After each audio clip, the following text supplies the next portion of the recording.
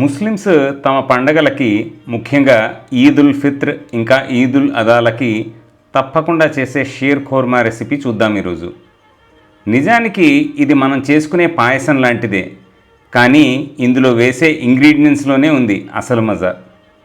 ముందు ఒక అడుగు మందంగా ఉన్న మూకుళ్ళో నెయ్యి వేసి అది కరిగాక సిమ్ మంటలో సన్నగా తరిగిన బాదం, పిస్తా, ఖర్జూరం ఇంకా చిరోంజీలను ఎర్రగా వేయించి పక్కన పెట్టండి.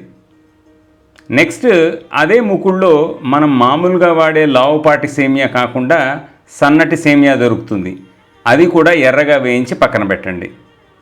ఇప్పుడు అదే మూకుళ్ళో ఫుల్ క్రీమ్ బఫెల్లో మిల్క్ కాచి అందులో కండెన్స్డ్ మిల్క్ యాడ్ చేసి అది పూర్తిగా పాలల్లో మిక్స్ అయ్యే వరకు కలపండి. నెక్స్ట్ సేమియా ఇంకా వేయించి పెట్టుకున్న డ్రై ఫ్రూట్స్ వేసి బాగా కలపండి. ఫైనల్గా సిమ్ మంటలోనే కలుపుతూ సేమియా పాయసం కన్సిస్టెన్సీ వచ్చే వరకు కాచి దించేయండి. రూమ్ టెంపరేచర్లో కానీ కొంచెం వేడిగా కానీ తిని ఎంజాయ్ చేయండి. పూర్తి వీడియో కోసం యూట్యూబ్ ఛానల్ సబ్స్క్రైబ్ చేయండి.